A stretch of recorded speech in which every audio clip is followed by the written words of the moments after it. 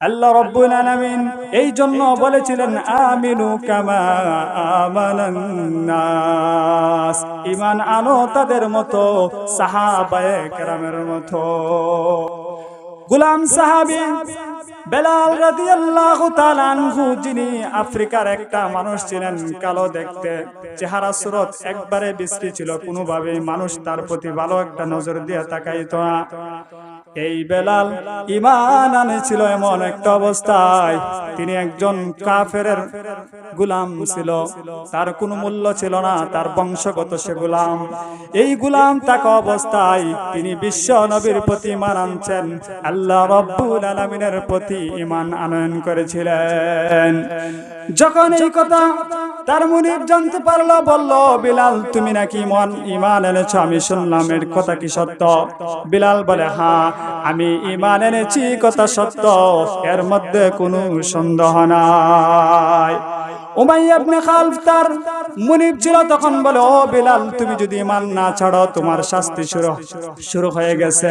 হাদিসের কিতাবে লিখেন তার গলার মধ্যে একটা রশি দিয়ে বাচ্চাদের কাছে দিয়ে দিয়েছে, মরুভূমির মধ্যে গিয়ে তাকে হাঁটাইতে শুরু করে দিয়েছে, গরু ছাগলের মতো এইভাবে টানে।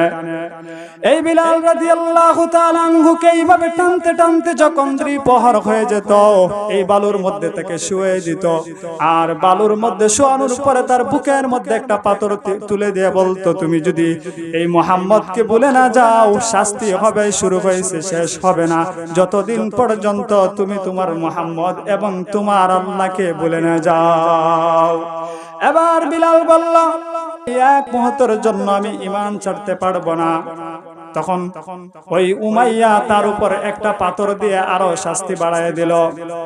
এমন একটা অবস্থা হলো, সে কথা বলতে পারে না, হাত পা নাড়াতে পারে না, এই রোদের মধ্যে এত কষ্টের মধ্যে আছে, শুধু দেখা যায় টুক গুনা এইভাবে নড়তেছে, কি বলে কিছু বোঝা যায় না, দূর থেকে আঁচ করা যায় না। এই সময় কাফেররা তার কানটা যখন তার মুখের ঠোঁটের মধ্যে নিয়ে লাগায়, ওই সময় শোনা যায় আহাদ আহাদ, আল্লাহ এক, আল্লাহ এক। চিন্তা করেন সাহাবায়ে কেরামের ঈমান কেমন ছিল। ওই বিলালকে যখন এইভাবে আক্রমণ করে যাচ্ছে, বিলাল কিছুতেই যখন হার মানে না, তখন কাফেরদের মধ্যে পালাবন্টন করে তাকে শাস্তি দিতে শুরু করে দিল। কিন্তু বিলাল তো বিলালেই, সে এক মুহূর্তের জন্য ঈমান ছাড়তে রাজি হয় না। এই অবস্থায় যখন তাকে অনেক দিন চলতে থাকে, হঠাৎ একদিন আবু বকর শুনে এই রাস্তায় যাওয়ার পথে দেখে এইভাবে তাকে শাস্তি দিচ্ছে, তখন ওই উমাইয়াকে বলে, তুমি এই লোকটাকে এইভাবে শাস্তি দিচ্ছ, তোমার কি ভয় হয় না? তিনি বলেন, যাও, তোমার জন্য একটা সুযোগ আছে, তুমি যদি তাকে মুক্ত করে দাও তাহলে সে বেঁচে যেতে পারে। এবার আবু বকর এমন একটা অবস্থা, যখন নতুন ইসলাম গ্রহণ করেছে, যার যত সম্পদ ছিল সবগুলা ইসলামের জন্য শেষ করে দিয়েছে, এই মুহূর্তে আবার আরেকজন ক্রয় করা সামান্য কোনো কথা নয়। এখন কিভাবে করবে তিনি চিন্তায় পেরেশান। তিনি বলেন, ঠিক আছে যাও, যেভাবে সম্ভব হয় আমি তোমাকে তার বিনিময়ে দিয়ে আমি তাকে আজাদ করতে চাই।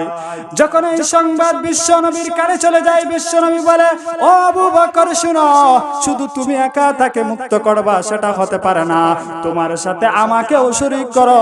কিয়ামতের দিন যদি আল্লাহ রাব্বুল আলামিন জিজ্ঞেস করে এই বিলালের ক্রেতাকে, সেদিন আমি বিশ্ব নবীও যেন হাত বাড়াইতে পারে।